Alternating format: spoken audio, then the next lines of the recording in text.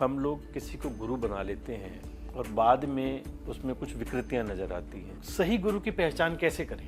इसलिए कहते हैं पानी पियो छान के और गुरु बनाओ जान के। आपके भी प्रवचनों में महिलाएं बहुत आती हैं, वृद्ध माताएं भी आती हैं, बहनें भी आती हैं। आपकी पत्नी आप पर शक नहीं करती कभी? तो मैं हर स्त्री को अपनी माँ के रूप में ही देखता हूँ, अपनी बहन के रूप में ही देखता हूँ और अपनी बेटी के रूप में ही देखता हूँ। इसलिए उसे स्वप्न में भी संदेह नहीं होता। टेंशन फ्री अपने आप को रखने के लिए, स्ट्रेस से अपने आप को मुक्त रखने के लिए क्या करना चाहिए? कथा सुनना चाहिए। जो व्यक्ति कथा सुनेगा, सत्संग करेगा, सुखी रहेगा। कुछ लोग ब्लैक मैजिक करते हैं या कुछ लोग कहते हैं कि लो मैं आपकी वो पर्चे निकालता हूँ कि आपका जन्म यहाँ हुआ था, आपका नाम ये है, ये तो ये सब ये एक गणित है, एक गणित है, एक थ्योरी है। उसके द्वारा ना हर चीज़ पता चल जाती है। नमस्कार, प्लस माइनस कार्यक्रम में आपका स्वागत है। दोस्तों, गीता में भगवान श्री कृष्ण ने कहा, यदा यदा ही धर्मस्य ग्लानिर्भवति भारत अभ्युत्थानम अधर्मस्य तदात्मानं सृजाम्यहम्।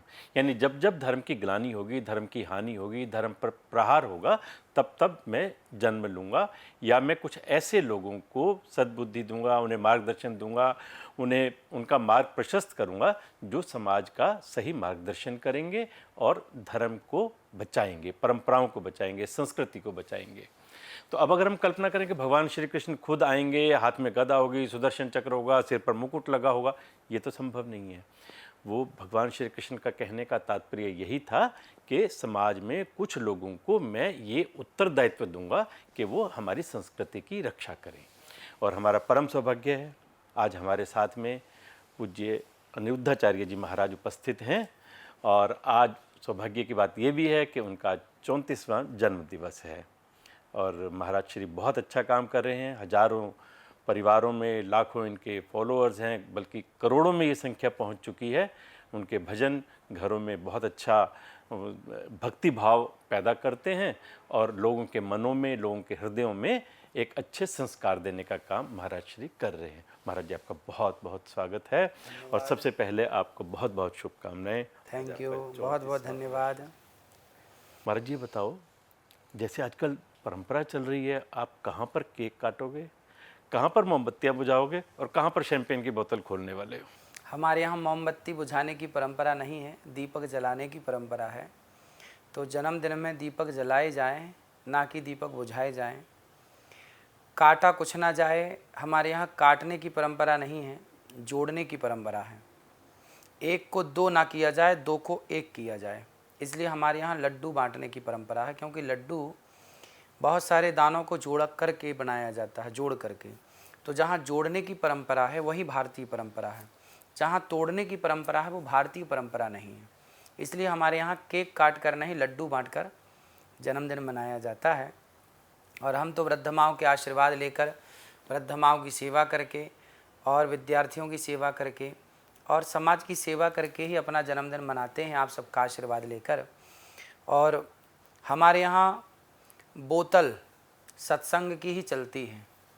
जाम पर जाम पीने से क्या फ़ायदा, रात बीती उतर जाएगी, हरिनाम का जाम पी ले बंदे, तेरी ज़िंदगी सुधर जाएगी। बहुत सुंदर। पीना है तो राम नाम का प्याला, कृष्ण नाम का प्याला।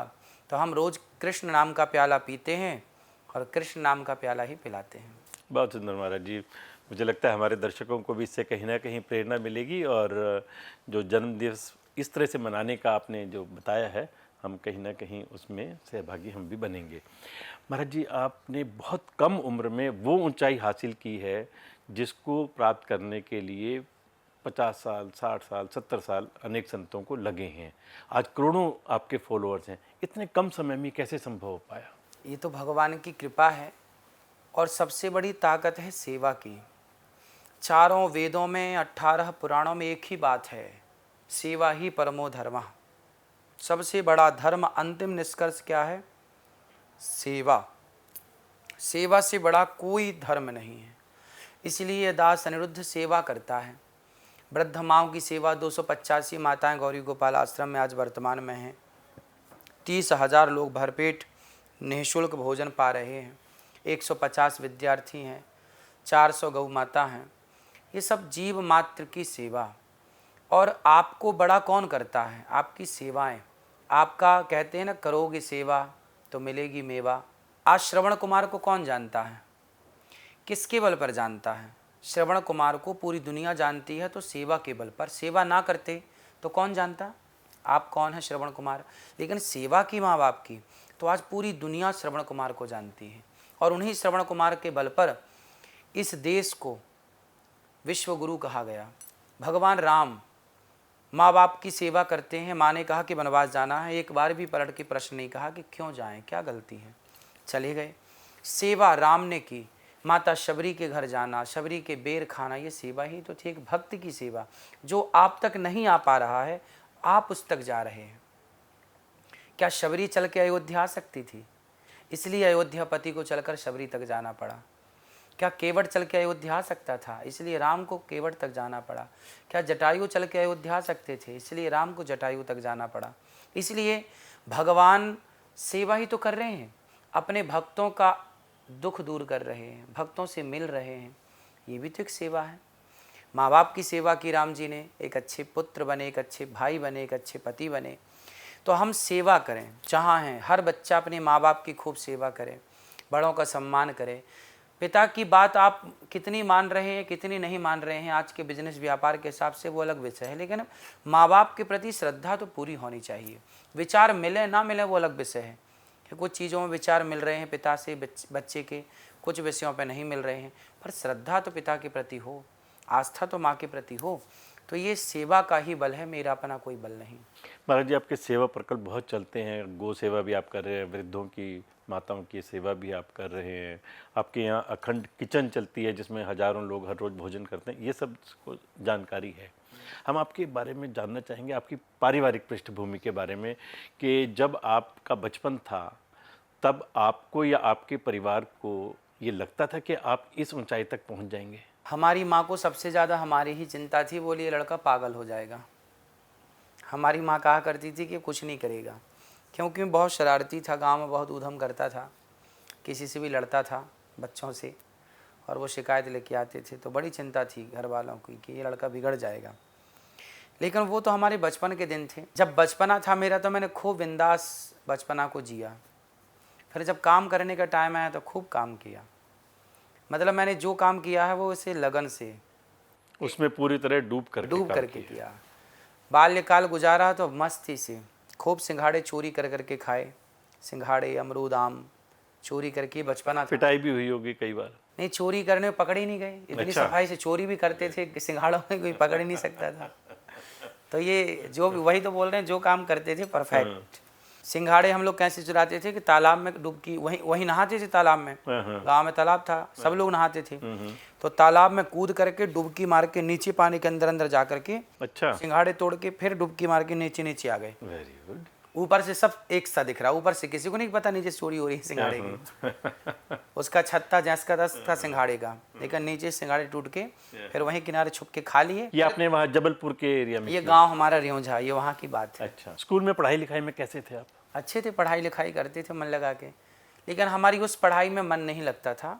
हमारा भागवत जी की तरफ रुझान था, तो उस पढ़ाई को हम नहीं पढ़ते थे ज़्यादा।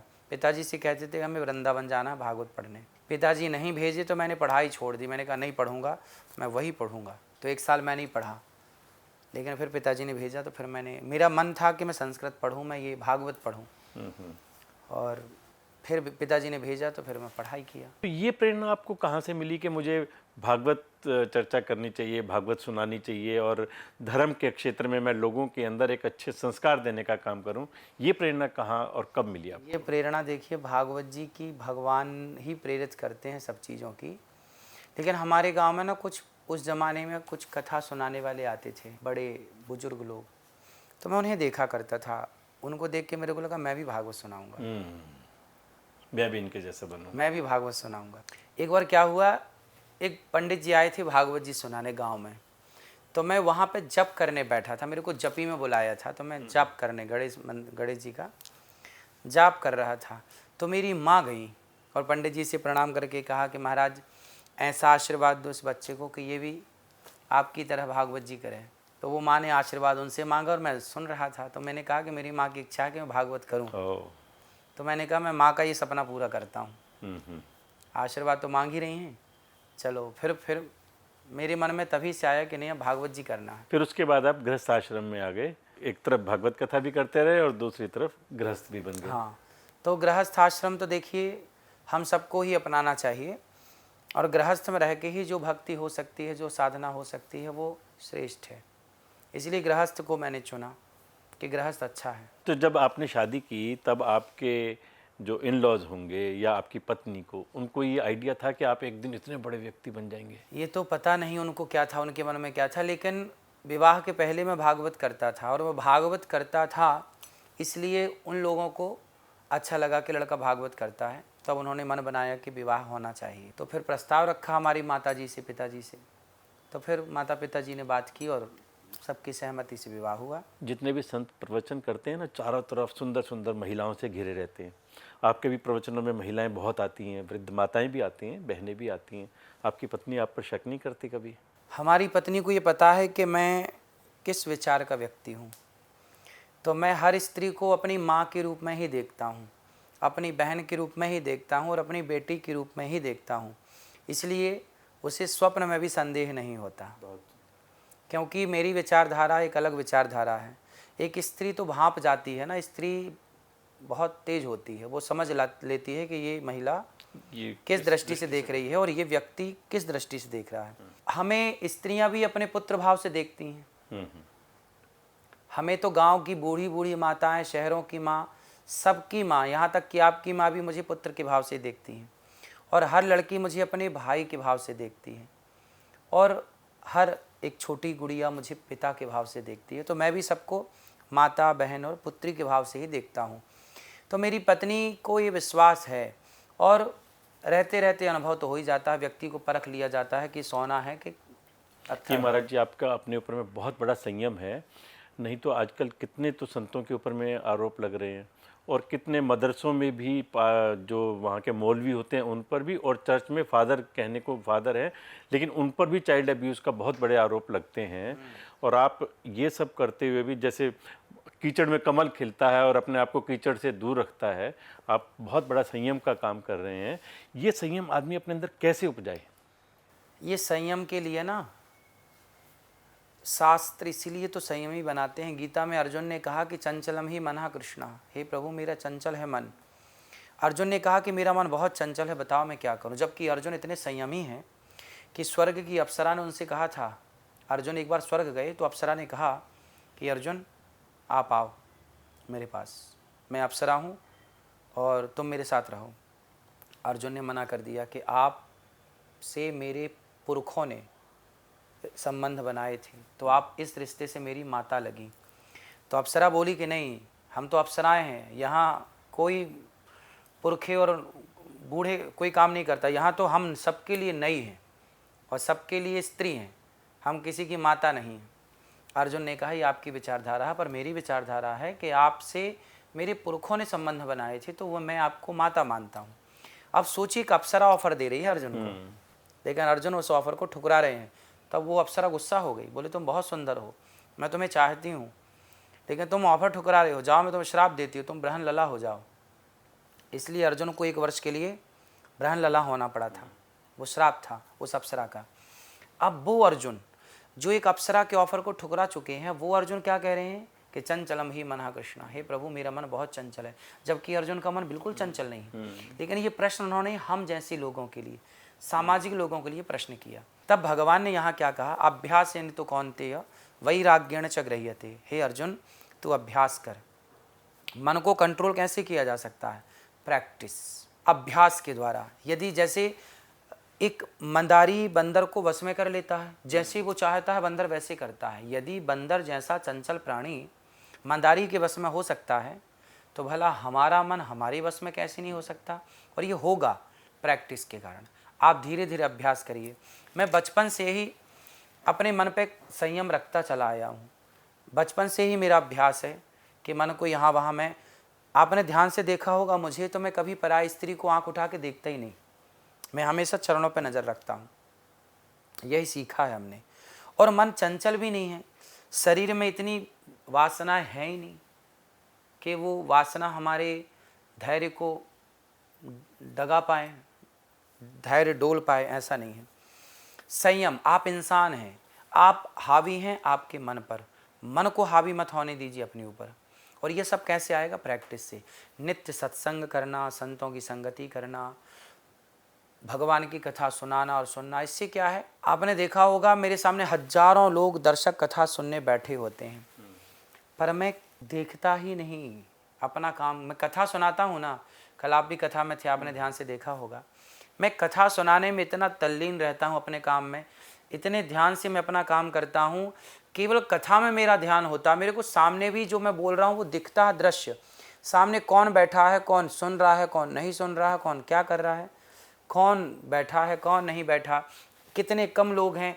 कोरोना काल में आपने देखा कि कोई श्रोता नहीं था सामने, सब घर में थे, टीवी पे सब देख रहे थे, लेकिन सामने कोई श्रोता नहीं था। अब सबसे बड़ा चैलेंज क्या है कि आपके पास सामने कोई ना हो और आपको कथा सुनानी हो, तो कैसे सुनाएंगे? लेकिन मैं उस समय भी काम किया। इससे आपको ये पता लगा लेना चाहिए कि व्यक्ति का मन कितना कंट्रोल होगा।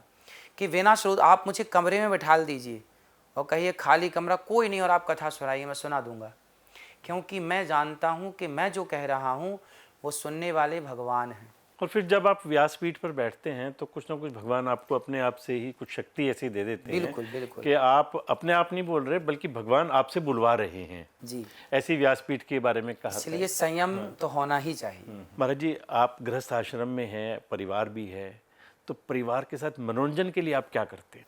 उधम करते हैं, जैसे बच्चे उधम करते हैं, ऐसे मैं सबसे उधम करता हूँ। फिल्में देखने जाते हैं कभी? फिल्में नहीं देखता, कभी कोई फिल्म नहीं देखते? पिक्चर देखने का टाइम नहीं। ना मेरी पत्नी को कभी कहती है कि चलो फिल्म दिखाने चलो, ना उसे फिल्म पसंद है ना मुझे फिल्म पसंद। टीवी पर या ओटीटी पर कभी? हम दोनों के विचार अच्छे हैं।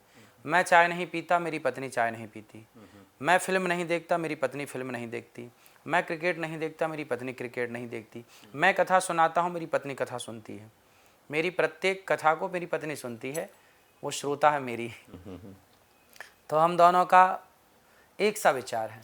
परिवार में माता पिता के लिए, बच्चों के लिए, उनके मनोरंजन के लिए कभी आप उनको कहीं लेकर? बच्चों के साथ मैं खेलता हूँ, पकड़म पाई खेलता हूँ, क्रिकेट खेलता हूँ, बच्चों के साथ खेलता हूँ, बच्चों के साथ खेलता हूँ, और समय जितना हो सकता है उतना परिवार के साथ। कभी सैर सपाटे के लिए कहीं घूमने जाते हैं परिवार हाँ, के कभी कभी जाते हैं। अभी पिछले वर्ष 2 साल हो गए, हर साल तो नहीं जा पाते। कभी पिछली बार मैं गया था दक्षिण भारत में, तिरुपति बालाजी। वो तो आपकी धार्मिक यात्रा होगी। हाँ, धार्मिक यात्रा तो करते थे, इसी बहाने घूमना भी हो जाता है और धार्मिक यात्राएं। फिर वहाँ दक्षिण भारत में सभी अधिकाधिक मंदिर जो हैं, राम सेतु और रामेश्वरम, तिरुपति बालाजी, श्रीरंगम, रंगनाथ जी, इन सब का दर्शन हुआ। महाराज, ये तो थे आपके व्यक्ति। एक बार हम लोग जंगल गए थे, एक बार जंगल में सवारी नहीं, वो बैठ के जाते हैं सफारी में, जंगल सफारी। तो जंगल गया था एक बार मैं, तो वहाँ पे देखने गए थे, शेर वेर देखने गए थे। तो परिवार को लेके जाते हैं कभी कभी कि चलो जंगल में थोड़ा हरी भरी जगह पे थोड़ा। कभी वो बहुत पहले, कई वर्ष पहले गए थे। अभी तो कुछ वर्षों से कहीं जाना हुआ ही नहीं, टाइम नहीं मिल पाया, सेवा में ही समय जाता है। आपके बचपन के कुछ मित्र आपके अभी भी आपके संपर्क में हैं? हाँ, हमारे बचपन के मित्र, हमारा एक तो हमारे साथ ही रहता है अभी भी। अच्छा। और बचपन के सारे मित्र हैं जो बात होती रहती है फ़ोन पे। गांव जाते हैं तो सबसे मिलते हैं। ये तो महाराज जी आपके व्यक्तिगत जीवन की बात होगी। अब कुछ राष्ट्रीय मुद्दे ऐसे हैं जो देश को बहुत विचलित करते हैं। क्या? सबसे बड़ा तो है जनसंख्या का। हम हिंदू, हम दो हमारे दो, यहाँ तक सीमित हो गए, बल्कि अब तो दो भी एक पर आ गया। जबकि दूसरे लोग हम 4 हमारे 40, इसके ऊपर में काम कर रहे हैं। और जनसंख्या विस्फोट, इम्बैलेंस इतना ज़्यादा होता जा रहा है कि दुनिया के कई देश तो पूरी तरह से मुस्लिम बनते जा रहे हैं। यूके में ही कई शहरों में वहाँ के मेयर मुस्लिम बन चुके हैं, वहाँ पे मदरसे खूब चल रहे हैं, वहाँ की मस्जिदें खूब चल रही हैं। तो वही स्थिति कहीं ना कहीं हमारे देश की भी उस तरफ बढ़ रही है। आपको क्या लगता है, क्या होना चाहिए? होना ये चाहिए कि सरकार को, जब दूसरी बार प्रधानमंत्री जी आए, मोदी जी, तो दूसरी बार जब आए तभी उनको ना जनसंख्या नियंत्रण कानून बना के रख देना चाहिए था कि भाई आपको 2 बच्चे ही पैदा करने हैं, इससे ज़्यादा नहीं। यदि आप इससे ज़्यादा बच्चे पैदा करते हैं तो आपको वोट देने का अधिकार और आपके उन बच्चों को भी वोट देने का अधिकार छीन लिया जाएगा और सरकारी तमाम सुविधाओं से आपको वंचित होना पड़ेगा। जब ऐसा सख्त कानून सरकार बनाएगी तो जनसंख्या कंट्रोल होगी, वरना ये परमाणु बम से ज़्यादा खतरनाक है और बहुत हानि पहुंचाने वाला है ये। अब आपने देखा पाकिस्तान से खदेड़े गए हिंदू, पाकिस्तान से खदेड़े गए तो भारत में आके बसे, बांग्लादेश से खदेड़े गए हिंदू तो भारत में आके बसे, और जम्मू कश्मीर से खदेड़े गए हिंदू तो दिल्ली मुंबई में आकर के बसे। सोचिए कि जब भारत से खदेड़े जाओगे तो कहाँ जाओगे। इसलिए अभी प्रधानमंत्री जी को अभी भी कुछ नहीं बिगड़ा, जनसंख्या कानून बना करके और 2 से अधिक की परमिशन ना हो, इससे ज़्यादा होगा तो आपको वोट देने का अधिकार ना होगा, सरकारी सुविधाओं से आपको वंचित किया जाएगा। सरकार समान नागरिक संहिता भी लाने की कोशिश करती है कि ताकि पूरे देश के सभी लोगों पर एक ही तरह के कानून लागू हों। ये नहीं कि शरीयत कानून या इस्लाम के अलग से कानून हो, एक ही तरह। लेकिन उसका विरोध करते हैं, मुस्लिम भी करते हैं और अपने हिंदू लोग भी उसका विरोध करते हैं। तो हिंदू वो है ही नहीं जो विरोध कर रहे हैं। एक देश एक कानून होना चाहिए ना, एक देश में 2 कानून कैसे चलेगा, ये तो पक्षपात हो गया, फिर तो हिंदुओं के साथ अत्याचार हो रहा है। इसलिए एक देश एक कानून, उत्तम राजा का लक्षण यही है। मोदी जी उत्तम राजा हैं तो उनको यही कार्य करना चाहिए कि एक देश है एक कानून होना चाहिए। एक देश में 2 कानून नहीं हो सकते कि आपका अलग हमारा अलग। ऐसे महाराज जी, हम लोग किसी को गुरु बना लेते हैं और बाद में उसमें कुछ विकृतियां नज़र आती हैं। कई संत ऐसे हैं जिनके करोड़ों में फॉलोअर्स थे और उनको गुरु मानते थे, उनसे दीक्षा भी ली और उनके पद चिन्हों पर चलने का प्रयास भी किया लोगों ने, लेकिन बाद में पता चला कि वो गुरु तो जेल में चला गया। ऐसे बहुत सारे हैं। तो सही गुरु की पहचान कैसे करें? इसलिए कहते हैं पानी पियो छान के और गुरु बनाओ जान के। ये आपको डिसाइड करना है, पड़ताल करनी है, जानना है कि कौन हमारे गुरु के योग्य है। हमें गुरु बनाने के पहले ना ये देखना चाहिए कि हमारे गुरु परंपरागत हैं या नहीं। जितने लोग, जिन गुरुओं की आपने बात की, वो कोई भी गुरु परंपरागत नहीं है। जितने आज जेल के भीतर हैं ये परंपरागत नहीं है। हमारी परंपराएं क्या है? हम श्री संप्रदाय से हैं, हमारी श्री परंपरा है, रामानुजाचार्य परंपरा है, हमारी वैष्णव परंपरा है। तो हम वैष्णव परंपरा को फॉलो कर रहे हैं और जो परंपरागत होगा वो संस्कारवान ही होगा, वो संस्कारहीन नहीं हो सकता। और आज जितने लोग ये मन माने, एक गुरु होता है परंपरागत, एक होता है मनमुखी। तो जो मनमुखी है ना, ये सब जेल के भीतर हैं। इन्होंने पूरी सनातन संस्कृति पे एक उंगली उठ गई।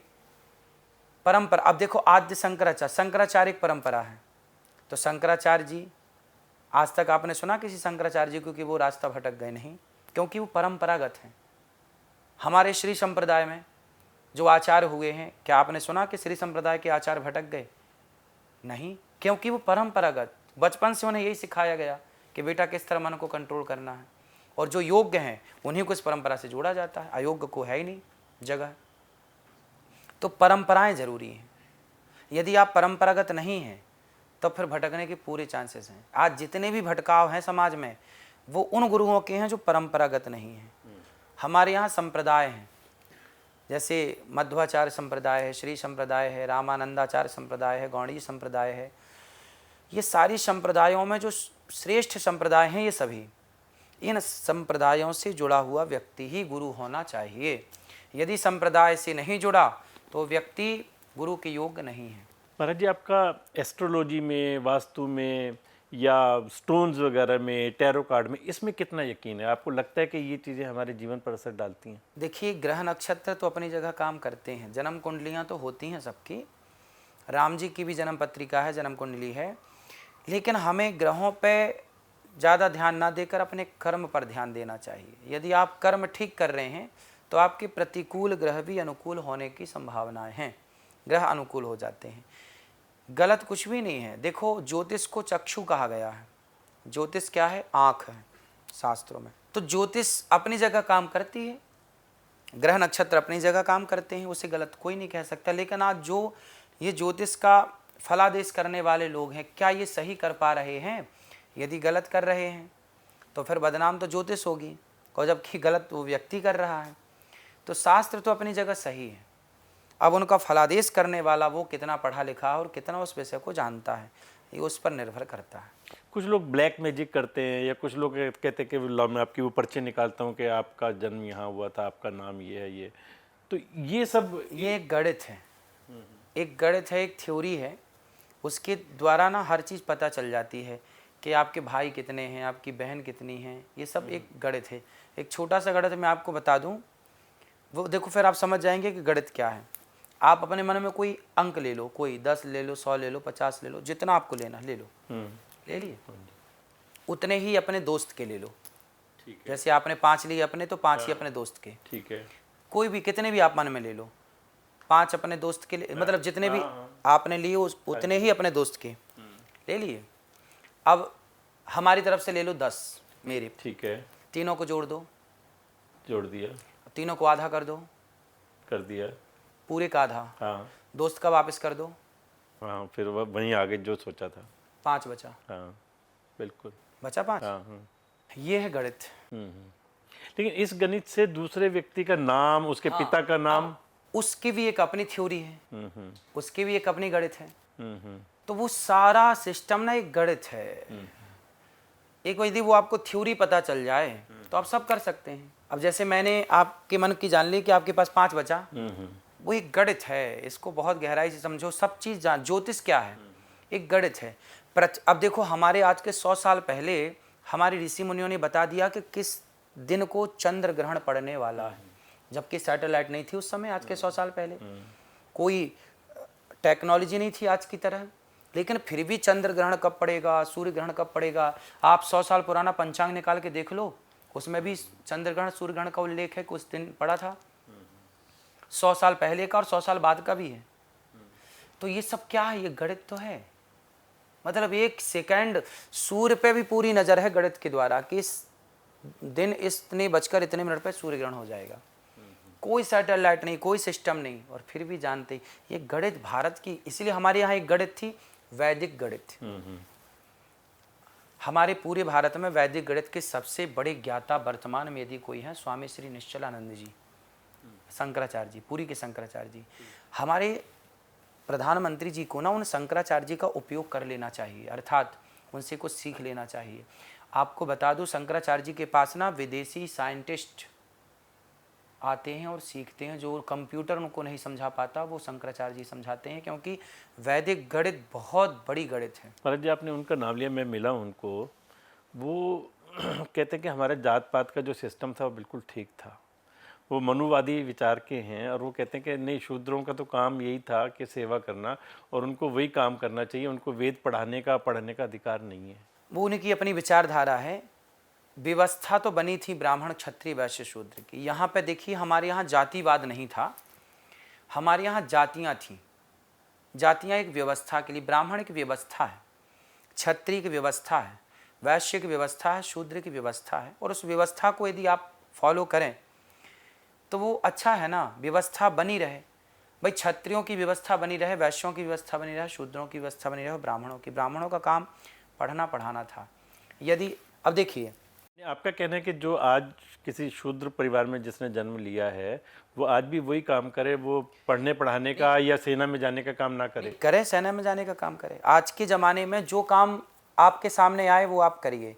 लेकिन एक बात याद रखिएगा, भगवान राम ने शंबुक को मारा। शंबुक वध को आप जानते होंगे। भगवान राम ने शंबुक को मारा। लोग कहते हैं कि राम जी ने शंबुक को इसलिए मार दिया क्योंकि वो शूद्र है। इसलिए नहीं मारा कि शूद्र है, राम जी का मंत्री था शंबुक। राम जी के राज्य में वो क्या थे? मंत्री।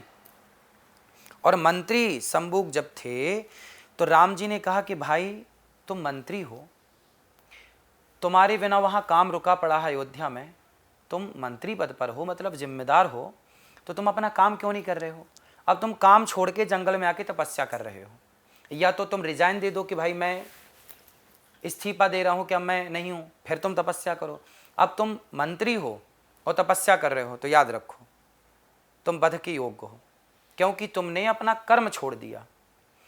यदि आप डॉक्टर हैं और आपके सामने एक मरीज पड़ा है जो मर रहा है, और आप चाहें तो उसे ठीक कर सकते हैं चूँकि आप डॉक्टर हैं, लेकिन आप उस मरीज को ना देखकर ध्यान करने लग जाएं भगवान का, उस समय आपका ध्यान करना पाप हो जाएगा। उस समय मरीज को देखना ही आपका धर्म होगा। आप डॉक्टर हैं ना, तो मरीज को देखिए, ध्यान मत करिए। ध्यान करना है तो डॉक्टर आप लिख दीजिए बाहर कि आज हम नहीं मिलेंगे, 5 दिन की हमारी छुट्टी, फिर आप जाइए ध्यान करिए। लेकिन आप ऑन रिकॉर्ड चेयर पर बैठे हैं और मरीज तड़प रहा है और आप ध्यान कर रहे हैं, वो गलत हो जाएगा। तो आप वध के योग्य हैं, इसलिए राम जी ने शंभूक को मारा कि आप मंत्री होके आप ध्यान करने चले भगवान का, आप पहले पद संभालो, कार्य संभालो, इसलिए राम जी ने मारा। वो कहा कि मैं शरीर के साथ जाऊंगा।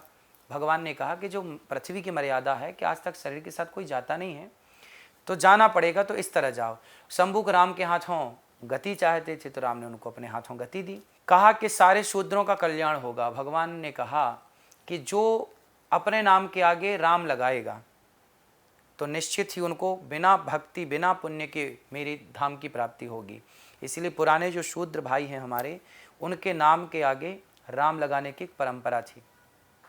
जैसे माखन राम, किशन राम, हर नाम के आगे एक राम लगाने की परंपरा थी। तो वो एक परंपरा शंभूक से स्टार्ट हुई कि जो मेरा नाम लगाएगा, राम जी बोले कि जो मेरा नाम लगाएगा अपने नाम के आगे, उसको बिना पुण्य के तुम्हारे लिए मैं आरक्षण दे रहा हूँ कि तुम्हारी समाज जो शूद्र समाज है वह बिना पुण्य बिना भक्ति के केवल राम नाम के आधार पर भवसागर से पार कर जाएगी। तो ये था, लेकिन उसे लोग गलत वे पे ले जाके, और लोग कहते हैं कि राम जी ने इसलिए मार दिया क्योंकि वो शूद्र है। शूद्र है इसलिए नहीं मारा, उसके पीछे जो कारण था। राम जी ने तो शबरी का, अहिल्या का, केवट का सबको गले लगाया था। हाँ। तो वो तो कैसे जात पात पे बढ़ सकते थे। महाराज जी, आजकल बहुत ज़्यादा लोगों को स्ट्रेस है, तनाव है, टेंशन है। कितने लोग आत्महत्या भी करते हैं स्ट्रेस के कारण से, खासतौर से जब बच्चों के रिजल्ट आते हैं और वो अपने उतने मार्क्स नहीं आ पाते जितना उन्होंने लक्ष्य तय किया था, तो आत्महत्या करते हैं। तो इस टेंशन फ्री अपने आप को रखने के लिए, स्ट्रेस से अपने आप को मुक्त रखने के लिए क्या करना चाहिए? कथा सुनना चाहिए। जो व्यक्ति कथा सुनेगा, सत्संग करेगा, सुखी रहेगा। इसलिए हम सबको अधिक से अधिक कथाएं सुननी चाहिए। एक घड़ी आधे की पुनियाद, तुलसी चर्चा राम की हरहि कोटि अपराध। थोड़ी ही सही सत्संग से अपने आप को जोड़ के रखना चाहिए। सत्संग ही सबसे बड़ी औषधि है। साथ में आप कहते हो कि ध्यान भी लगाना चाहिए, लेकिन ध्यान लगाने बैठते हैं तो फिर बार बार दिमाग कहाँ चलता है कि उससे इतने पैसे आने हैं, उसको इतने देने हैं, उसका ये करना है, उसका वो करना है, तो मन तो स्थिर रहता ही नहीं है। तो मन को स्थिर करना है, और मन को स्थिर करना कैसे होगा? सत्संग। जब सत्संग करेंगे तो मन स्थिर होगा, और जब मन स्थिर हो जाएगा तो ध्यान लग जाएगा। ध्यान लगाइए बैठ के, हम प्रभु के हैं, भगवान के हैं। अपने आप को ऐसा भाव बनाइए कि हम, जैसे लक्ष्मी जी भगवान के चरण दबा रही हैं, ऐसे हम भी चरण दबा रहे हैं। आप अपने मन को बैकुंठ ले जाइए, आप अपने मन को वृंदावन ले जाइए। शरीर को यहीं रहने दीजिए, शरीर को यहीं रहने दीजिए, और मन को वृंदावन ले जाइए। बिहारी जी का दर्शन कराइए, यमुना स्नान कराइए मन को। तो क्या होगा कि आप सबसे हट जाएंगे और ईश्वर से कनेक्ट हो जाएंगे। और यही है ध्यान, धीरे धीरे आपको स्थिर कर देगा। फिर सारी टेंशन खत्म हो जाएंगी और व्यक्ति प्रसन्न हो जाएगा। आज इतना कुछ होने के बाद भी व्यक्ति खुश नहीं है। खुश ना होने का सबसे बड़ा कारण है कि व्यक्ति के अंदर इच्छाएं बहुत हैं। सारी ज़िंदगी लगा देता है इच्छाएं पूरी करने में, पागलों की तरह भागता है। इच्छाएं पूरी रावण की नहीं हो पाई, आपकी क्या होंगी? इसलिए संतोष सबसे बड़ा धन है। जिससे खुश रहना है वो संतोष ले आए अपने जीवन में, और जिससे दुखी रहना है वो भागता रहे इच्छाओं के पीछे। बाकी अपने मन को शांत करने का एक और बहुत बड़ा साधन है अपने आप को संगीत में डुबो देना। अच्छा म्यूज़िक सुनना, अच्छे भजन सुनना, अच्छे गाने सुनना। आपके भजन हम बहुत सुनते हैं, गाने बहुत सुनते हैं, और मैं देखता हूँ कई परिवारों में सवेरे सवेरे आपके भजन चलने शुरू हो जाते हैं, और उसी में लोग अपना काम भी करते रहते हैं और अपने आप को भक्ति में डुबो लेते हैं। आपका एक अच्छा सा कोई जो आपका सबसे प्रिय भजन हो वो आप सुनाएं, और हम कार्यक्रम का समापन भी करेंगे। इन शुभकामनाओं के साथ आप एक लंबे समय तक हमारे समाज का मार्गदर्शन करते रहें, स्वस्थ रहें, और पूरी दुनिया में जो हिंदुत्व की पताका आप फहरा रहे हैं उसमें आप निश्चित रूप से आगे बढ़ते रहें। राम नाम ना गाया तूने, बस माया ही जोड़ी। राम नाम के सिवा साथ ना जाए, फूटी कौड़ी। जय श्री राम, जय श्री राम, जय श्री राम। राम नाम ना गाया तूने, बस माया ही जोड़ी। राम नाम के सिवा साथ ना जाए, फूटी कौड़ी। जय श्री राम, जय श्री राम, जय श्री राम। तो राम नाम ही संग जाएगा, उसके सिवा सब यहीं धरा रह जाएगा। इसलिए राम नाम आधार है, उसी को पकड़िए। राधे राधे। राधे राधे महाराज, बहुत बहुत धन्यवाद।